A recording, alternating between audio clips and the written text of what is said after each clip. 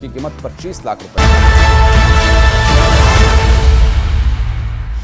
तो बघेल का बजट आ चुका है। भरोसे का बजट, छत्तीसगढ़ के भरोसे के बजट होने का दावा जिसके लिए किया जा रहा था, इसी को समझने की कोशिश हम कर रहे हैं, रिएक्शन लेने की कोशिश कर रहे हैं। तमाम खास मेहमान हमारे साथ लगातार बने हुए हैं। एक और नए मेहमान हमारे साथ जुड़ गए, उनका भी स्वागत। जयप्रकाश चोपड़ा साहब, आप सीए हैं, हमारे साथ जुड़े हैं। बहुत बहुत स्वागत जयप्रकाश जी आपका। शुरुआत आपसे ही कर लेते हैं क्योंकि ये चर्चा आप थोड़ी देर पहले से शुरू हुई है। जयप्रकाश जी, क्या कुछ इस बजट को लेकर आप कहेंगे? एक दूसरा कि कोई नया टैक्स नहीं लगाया गया, इससे जितना वाकई प्रचारित किया जा रहा है, क्या वाकई इतना प्रचारित करने लायक स्थिति है? वो भी तब जबकि टैक्स बहुत ज्यादा राज्य के पास अब रह नहीं गए। जी जयप्रकाश जी। सबसे पहले नमस्कार सर आपको।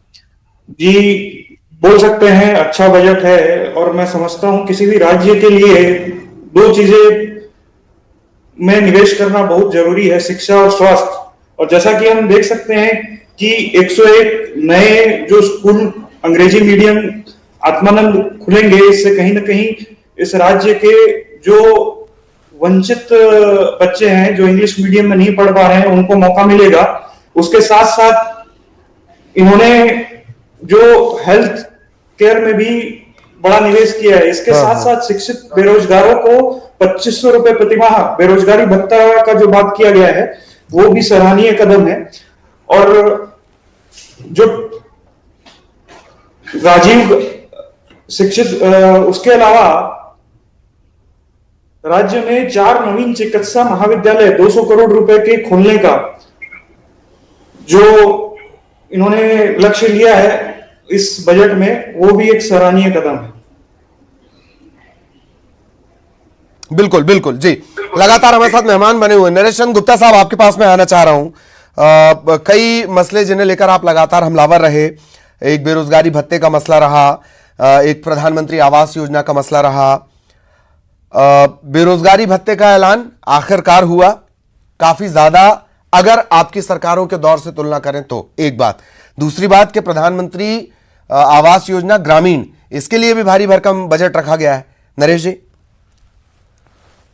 ये हम तो आंदोलन जो लेकर कर रहे हैं वो अपने जगह में स्थापित हो गया आज के इस बजट प्रावधान में कि पिछले 4 सालों तक इस सरकार ने ग्रामीण आवास में जो हितग्राही है उनको छला, उनके साथ भेदभाव किया, उनके साथ दुर्भावना से काम किया। यह बात आज के बजट प्रावधानों से हमारी बात की। लेकिन नरेंद्र जी, भूपेश बघेल जी की ग्रामीण का टारगेट भी उन्होंने बताया कि केंद्र सरकार का जो तय टारगेट था वो आधा पूरा हो चुका है और बाकी के लिए हम ये एलोकेशन कर रहे हैं, ये भी उन्होंने कहा आज बजट में। ऐसा टारगेट कैसे आधा पूरा हो जाएगा? पिछले 3 सालों में कितना ग्रामीण आवास बना? ये झूठ बोलने का ठेका भूपेश बघेल जी ने लिया। ये बजट भूपेश बघेल नहीं, झूठेश बघेल द्वारा प्रस्तुत बजट है। ये झूठेश बघेल हैं, ये सिर्फ झूठ और झूठ बोलते हैं जी। देखिए कैपिटल एक्सपेंडिचर का क्या स्टेटस है इस प्रदेश में जी। कैपिटल एक्सपेंडिचर जो 2010 में था, 2018 में 16-17 में था, आज उतना भी खर्चा नहीं कर रहे हैं। तो ये क्या बताना चाहते हैं इस प्रदेश की जनता को? और लोन कहां तक लेके चले गए हैं? पैसा लेकर ग्रामीण आवास की गरीब जनता को देने के बजाय लूट खसोट और माफिया राज के माफिया को बांटा जा रहा है। ये पूरा सिस्टम आप टैक्स कलेक्शन का स्टेटमेंट दीजिएगा, रिवेन्यू एक्सपेंडिचर के रेवेन्यू की क्या स्थिति हो गई? रिवेन्यू कलेक्शन इनके रिड्यूस हो रहे हैं डे टू डे बेसिस में। ये कितना हास्यास्पद है, जबकि रेवेन्यू कलेक्शन बढ़ना चाहिए, इनका रेवेन्यू कलेक्शन घटते जा रहा है। देखिए टैक्स रेवेन्यू जो है 18-19 में 44,000 था, जो 20-21 में 43,000 करोड़ हो गया। आप मजाक समझते हैं इस प्रदेश को?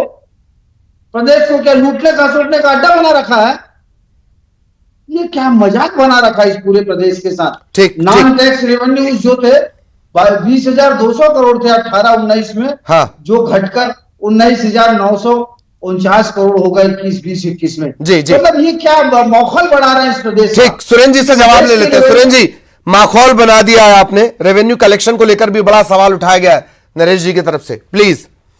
भारतीय जनता पार्टी की नेता स्मृति लोग के शिकार इस बजट में बड़ा स्पष्ट रूप से ये बिंदु क्रमांक 172 पर जो राज्य के स्रोत हैं राज्य के स्वयं के राजस्व है उसमें 26%, 26% का इजाफा हुआ है। 15 साल के रमन राज में बता दो, कभी कभी 15% भी बढ़ा हो राज्य के स्वयं के जो स्रोत है। और ये आत्मनिर्भरता की ओर कदम है। 36% बढ़ने का आपने एक्सपेक्टेशन दिया है, एक्सपेक्टेशन दिया है। नरेंद्र गुप्ता जी, आपको मैं प्रमाण देता हूं, पूंजीगत व्यय कितना है मोदी सरकार का? 2.9%। छत्तीसगढ़ का कितना है? पिछले साल 18-19 से लेकर 20-21 तक तुलना करिए, ये लफाजी नहीं करे यहाँ पर। पूंजी ये लफाजी आप करना छोड़ दीजिए, अपने समय में बोलिएगा। ये गलत फैलाना, ये आरएसएस की ट्रेनिंग का नतीजा है। ये मुद्दों पे बात नहीं करेंगे। अभी कर्ज की बात कर रहे थे ललित जी। चालू वित्त वर्ष जो 1 महीना बचा है, 1 रुपए का कर्ज नहीं लिया है। छत्तीसगढ़ सरकार जो है शुद्ध ऋण इस साल का -788 788 रुपए का उल्टा ब्याज कर्जा बताइए, 30 का कर्जा आज की डेट में पूरे हिंदुस्तान में सारे स्टेट गवर्नमेंट पीएसयू पर कर्जे को भी दिखा रहे हैं, आप पीएसयू पर कर्जा नहीं दिखा रहे हो। ललित जी आप तो फैलाना बंद करें तो मैं बोलूं।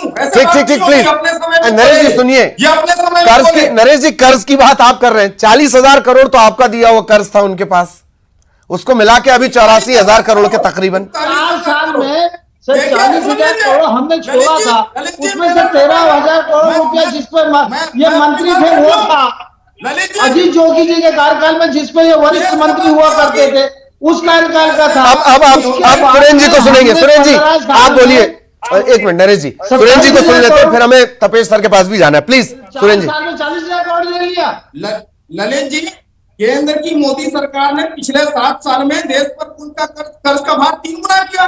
चालू वित्त वर्ष में अभी जो बजट आया जो अगले साल के लिए है, 18 लाख करोड़ का नया कर्ज है। छत्तीसगढ़ में तो नया कोई कर्ज नहीं है। जीडीपी का 48% है मोदी सरकार के ऊपर कर्ज, हमारे यहाँ तो 17% है। और जो एफआरपीएम कहता है 3% से नीचे रहना चाहिए, केंद्र तो उससे दुगने से ऊपर है। और झूठे सरकार के द्वारा प्रेजेंटेड सारा चीज झूठ का पुलिंदा है, सारा चीज झूठ का पुलिंदा है। ये झूठ और झूठ पर ठीक है नहीं नरेश जी प्लीज, नरेश जी बेरोजगारी भत्ते पर मेरा सवाल था वैसे। नरेश जी प्लीज, नरेश जी, सुरेंद्र जी चलिए। तपेश सर मैं आपके पास आना चाहूंगा, क्या कुछ मिसिंग है तपेश सर?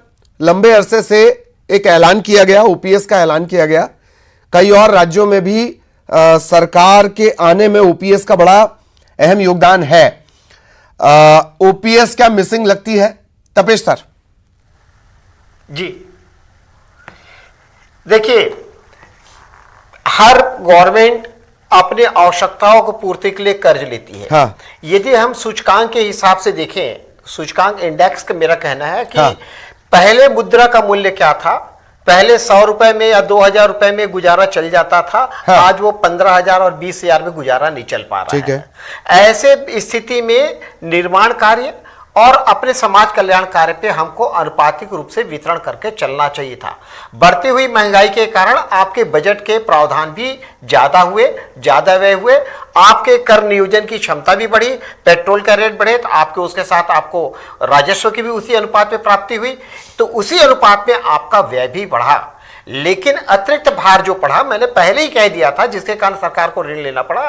अब यह बात अलग है कि राजनीतिक दृष्टिकोण से एक कहेगा कि आपने ज्यादा ले लिया, आपने कम ले लिया। हाँ। बात इस चीज के निर्भर होती है कि हमारी भुगतान की क्षमता कितनी है, हमारे जो राजस्व की प्राप्ति हो रही है। ये चीज मैं पहले भी कहा कि हमें जो राजस्व की प्राप्ति हो रही है उसका एक हिस्सा हम तत्काल राशि के भुगतान के लिए दें। देखिए, कर्ज लेना एक आपकी गुडविल होगी, आपके कैपिटल स्ट्रक्चर होंगे, आपके रेवेन्यू जनरेशन की जो एटीट्यूड रहेंगे, उसके देख आपको लोन मिलेगा। पर भविष्य के रास्ते तब बंद हो जाएंगे जब आपके रिफंड या रिटर्न की कैपेसिटी प्रॉपर या रेगुलाइज नहीं रहेगा। हमको कोशिश ये करना चाहिए कि यह कल हमारा लिया गया ऋण और उस पर ब्याज बोझ न बन जाए। इस कारण हमको कुछ कल्याणकारी योजनाओं का या मुफ्त की चीजों पर कटौती करनी होगी। आप दीजिए, छूट दीजिए, अनुदान दीजिए, लेकिन उसकी एक सीलिंग रखिए। इतना ज्यादा मत बढ़ा दीजिए कि हम अपने उसमें से कुछ कटौती कर दे तो हम ऋण मुक्ति की ओर जाएंगे, हम कर्ज के थोड़ा कम करने की कोशिश करेंगे। और दूसरी बात, ये सरकार की पूरी योजना, मैंने देखिए, मैं लगभग 1979 से रिस्पॉन्स मिल रहा है जगह जगह से, सब जगह से खुशियां मनाई जा रही है, उसको लेकर समझ में आ रहा है कि कैसा बजट है। मुख्यमंत्री जी, पिछली बार से 17% ज्यादा बजट है, क्या दिमाग में था आपके जब ये बजट आप तैयार कर रहे थे? देखिए, हमारे पास जो वित्तीय संसाधन है वो सीमित है और उसमें मितव्ययता भी हमने बरती, और दूसरा हमारे आय में कैसे वृद्धि हो, दोनों तरफ हम लोगों ने काम किया है और उसके कारण से हमारा बजट का आकार बढ़ा है। और बजट का आकार बढ़ने के साथ साथ बहुत सारे जो वादे हैं उसको पूरा करने में हम सफल रहे। तो और ये सरप्लस बजट है और पहली बार अभी तक के ऐसा हुआ है 2011 के बाद हम बाजार ऋण नहीं लिए हैं, ये सबसे बड़ी बात है। कई चीजें हमने देखी, इंफ्रास्ट्रक्चर को लेकर लगातार सवाल उठते थे, लेकिन इस बार आपने सड़क के साथ साथ कई इंफ्रास्ट्रक्चर पर भी बजट दिया है, क्या सोच है इसके पीछे? देखिए, एक तरफ है कि मानव विकास होना चाहिए, दूसरा ये है कि हमारे जो क्षेत्र के विकास होना चाहिए, तो दोनों विकास के संतुलन बनाना चाहिए। छत्तीसगढ़ में यह संतुलित हो गया था। देखिए, 40% लोग गरीबी रेखा के नीचे जीवन यापन करते थे, तो ये जो असंतुलन है उसको दूर करने के लिए लोगों का आय में वृद्धि, चाहे वो धान की खेती कर रहे हों, चाहे वो गन्ना खेती कर रहे हों, चाहे वो लघु उपज के संग्रहण कर रहे हों, चाहे वो खेतार मजदूर हों, सबको हमने राशि दी।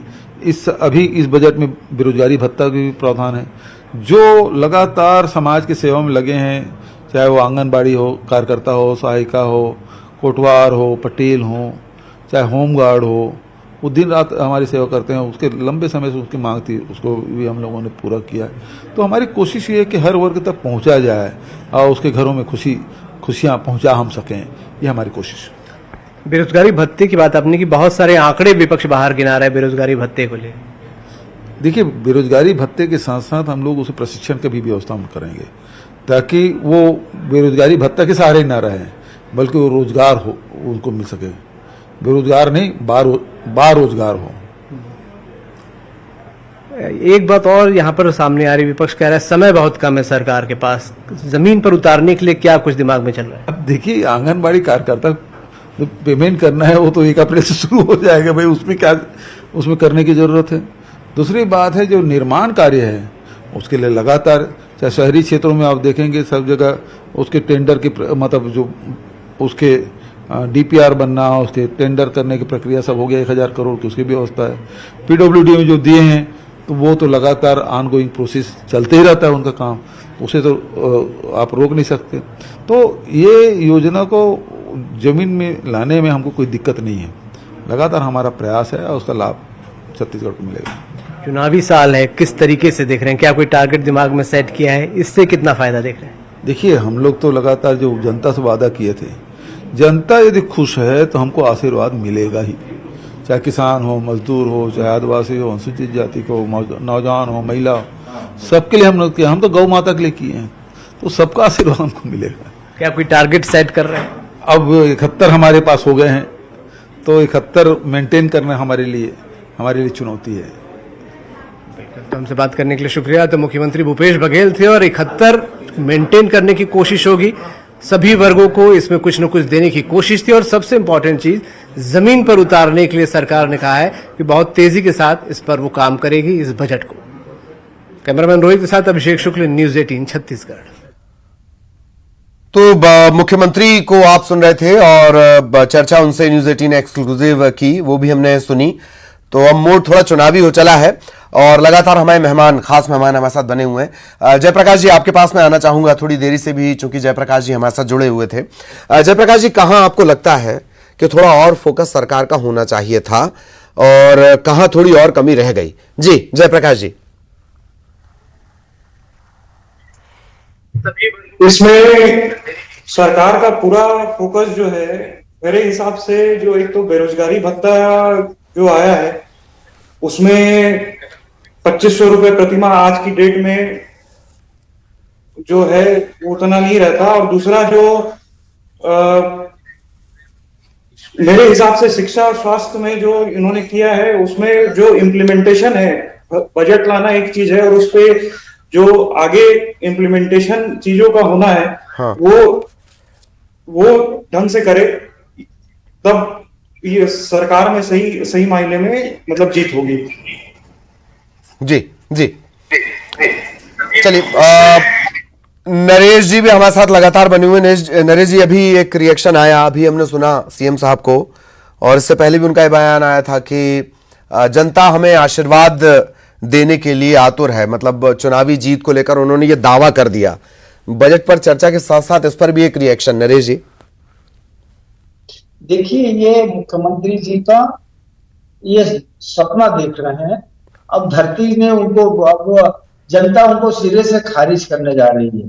देखिएगा, ये इस प्रदेश में भ्रष्टाचारियों माफियाओं का भ्रष्टाचारियों का पूर्ण साम्राज्य स्थापित हो गया है।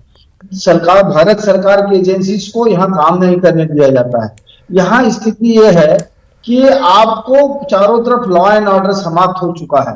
लगातार चाकूबाजी, गुंडागर्दी, लूट खसोट एकदम आम बात हो चुकी है। हाँ, लेकिन एनसीआरबी के आंकड़े इससे बेहतर है। नरेश जी, बच्चों के बारे में आपके किसी पैनलिस्ट ने कहा कि 10 में से 8 बच्चे किसी न किसी एडिक्ट होते जा रहे हैं।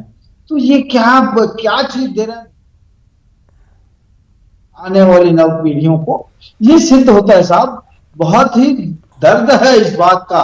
सत्ता कौन आता है कौन नहीं आता वो बहुत सेकेंडरी चीज है।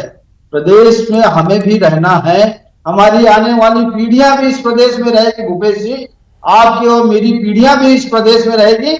ऐसी न्यू डेवलप ना करो कि लोगों को यहाँ पर माफियाओं का राज हो जाए, गुंडे मवालियों का राज हो जाए, नशेड़ियों का राज हो जाए, माफिया का राज हो जाए, लॉ एंड ऑर्डर समाप्त हो जाए। ऐसी स्थिति निर्मित कर रहे हैं भूपेश जी। आप उसे कंट्रोल करिए। सत्ता का अपना चलिए करना नहीं प्राप्त करना। सुरेंद्र जी से जवाब ले लेते हैं। सुरेंद्र जी, ये बात सही है, कुछ दिनों पहले आपके प्रवक्ता जुड़े थे। जब भी हम एनसीआरबी का जिक्र करते हैं, आप रिपोर्ट दिखाते हैं, रिपोर्ट का हवाला देते हैं, केंद्र की जो रिपोर्ट जो दिखाती है कि क्राइम कम हुआ है, बट क्राइम का बदलता पैटर्न और नशा, यह आपके लिए चुनौती है। इस बजट में क्या उस पर फोकस नहीं किया जाना चाहिए था? सुरेंद्र जी, कि उस पर भी इस बार फोकस किया गया है। जो नए इक्विपमेंट है पुलिस विभाग के लिए, गृह विभाग के लिए, उनके प्रशिक्षण, उनके इक्विपमेंट के लिए भी प्रावधान किया गया है। मूल बात जो हम महसूस करते हैं ललित जी, अपराध का घटित होना एक बात है, उसके बाद प्रशासनिक कार्यवाही, प्रशासनिक सक्रियता। आज एक भी आरोपी किसी भी मामले में ललित जी गिरफ्त से बाहर नहीं है। पुलिस की सक्रियता, पहले आपको याद होगा, ये वही छत्तीसगढ़ है जहां अपराधियों को संरक्षण मिलता था। ओपी गुप्ता जैसे बलात्कार के आरोपी जो है 2014 से 18 तक एफआईआर नहीं लिखी गई थी। रमन सिंह के ओएसडी बने बैठे थे। तो मुद्दाहीन भाजपाई तथ्यहीन और आगे भी लगाते रहेंगे। इनके पास विषय नहीं है। छत्तीसगढ़ की सरकार ने देखा ब्रह्मानंद नेता जैसे भाजपा जिनको टिकट देकर प्रधानमंत्री का फोटो उसके आज के साथ लगाएंगे। नारायण जो बचाने के ये भ्रष्टाचारियों को बजट है, इन बचाने वाली सरकार है। प्रत्येक वर्ग के लिए आप छात्रवृत्ति की बात करें, 1000 रुपए से सीधा 50% का ग्रोथ 1500 किया गया है। जो भोजन सहायता 700 रुपए की मिलती थी वो 1200 कर दिया गया है सभी वर्गों के लिए। बिजली किसानों के भी भ्रष्टाचारियों लगातार जिस समृद्धि की दिशा में पिछले 4 साल से छत्तीसगढ़ भूपेश बघेल के नेतृत्व में आगे बढ़ा है, ये देने वाली सरकार है। ये झूठे सरकार माफियाओं के द्वारा संचालित है, भ्रष्टाचारियों द्वारा संचालित है। भ्रष्टाचारी झूठे इसके सलाहकार हैं। भ्रष्टाचारी लोग, चार्जशीटें झूठे इसके सलाहकार हैं। ये तो सरकार ठीक है। चलिए नरेश जी, हम बजट और चुनावी डिबेट इसमें फर्क नहीं कर पा रहे, ऐसा लग रहा है। मैं रोक रहा हूं आपको। तपेश सर, मैं आपके पास आना चाहूंगा। एक बड़ी बात जिसकी तरफ आपने इशारा किया था, नरेश जी की तरफ से वही सवाल उठा, नशा और क्राइम का बदलता पैटर्न। हम सिर्फ हर चीज को आंकड़े के हिसाब से नहीं देख रहे हैं, एनसीआरबी के आंकड़ों के हिसाब से, पर क्राइम का पैटर्न बदला है। बहुत मामूल बात पे चाकू चल रहे हैं छत्तीसगढ़ में, बहुत मामूल बात पे चाकूबाजी में एक सिर्फ घटना बता रहा हूं, इस पर फोकस होना चाहिए था। जी तपेश सर। देखिए, सरकार ने इस बार कोशिश की है कि सुरक्षा व्यवस्था और पुलिस को मोटिवेट करने के लिए उनके प्रशिक्षण, उनके आवास, उनकी चिकित्सा, ऐसे कई बिंदुओं पर उनको सहयोग करने की कोशिश की है। अब देखिए, जहां तक प्रशासकीय अधिकारियों की कार्यशैली का है और सरकार की योजना का, सरकार तो योजना बना के मैदानी क्षेत्र पे दे सकती है, पर उसे लागू करना, उसको क्रियान्वयन करना, यह प्रशासकीय अमले का कार्य होता है। एक लाइन और नरेश जी ने कहा था कि सुशासन की व्यवस्था स्थापित है, पर यह है कि हमारे स्वयं पे आत्मबल अधिकारी कर्मचारी यदि अगर ठान ले तो नहीं होगा। नहीं मालूम क्यों ऐसी उदासीनता का चक्र चल रहा है अधिकारी कर्मचारियों में कि वो अपनों को ही नहीं पहचान पा रहे हैं। मुझे तो बेहद शर्म आती है जब मैं देखता हूं कि एक स्कूल और महाविद्यालय का प्राध्यापक महिलाओं को और बच्चियों को छेड़छाड़ के चक्कर में गिरफ्तार होते हैं, नशे की हालत में विद्यालय और महाविद्यालय में आते हैं। ये अपना व्यक्तिगत नैतिक पतन का प्रभाव और इसका लांछन सरकार पे लगता है। तो ये चीजें एक व्यक्तिगत अवगुण पर आश्रित है। जहां तक घटनाएं छोटी छोटी होने की बात है तो हर व्यक्ति के पीछे पुलिस बल को नहीं छोड़ा जा सकता। यह एक जटिल कार्य है। बजट में प्रावधान किया जाता है, उसमें व्यवस्थाएं स्थापित की जाती है, पर उन व्यवस्थाओं को लागू करने की पूर्ण जिम्मेदारी तो हम अधिकारी कर्मचारियों पर ही होती है। तो उनको अपने ओर ध्यान देना होगा। ये महत्वपूर्ण चीज है। अपराध के लिए जहां तक पहले एजेंडे में था नशा मुक्ति करने का, वो आर्थिक पहलुओं को ध्यान में रखते हुए नहीं कर पा रहे हैं, वो एक अलग बात है। लेकिन यह नहीं है कि अनुशासन व्यवस्था कोई नहीं चाहता साहब, मैं भी नहीं चाहूंगा कि मेरा बच्चा बिगड़े, आप भी नहीं चाहेंगे कि हालांकि नशा मुक्ति, या नशा मुक्ति का जब जिक्र आप कर रहे हैं, दरअसल सरकारों की यही है, सिंबल्स बदलते हैं, सरकारों की नीतियां कमोबेश रेवेन्यू को लेकर वैसी होती है। बिहार जैसे बहुत इक्का दुक्का उदाहरण ही हम देख पाते हैं। चलिए, कोशिश थी, आप सभी का रिएक्शन मिले। नरेश जी आपका बहुत बहुत धन्यवाद, सुरेंद्र जी आपका बहुत बहुत धन्यवाद, तपेश सर आप लगातार बने रहे, थोड़ी देर से हमारे साथ सीए साहब जुड़े, जयप्रकाश जी आपका भी बहुत बहुत धन्यवाद इस चर्चा में शामिल होने के लिए। बघेल का बजट, इसे भरोसे का बजट कहा गया। सवाल सिर्फ ये नहीं है कि भरोसे का बजट कहा गया, इस पूरे साल में रिकॉर्ड उठाकर देख लीजिए, भरोसे के बजट से लेकर बोरेबासी तक चीजें ट्रेंडिंग पर रही हैं। हम सोशल मीडिया की ट्रेंडिंग को क्या यूं ही नजरअंदाज कर सकते हैं? चुनावी रिजल्ट तो खैर है ही उपचुनाव के, लेकिन सोशल मीडिया की ट्रेंडिंग को भी आप ध्यान में रखिए। ये चुनावी साल है, हर बात को न्यूज़ 18 मध्य प्रदेश छत्तीसगढ़ की हर बात को आपको बहुत बारीकी से ध्यान रखना है। इस प्रस्तुति में इतना ही। नमस्कार।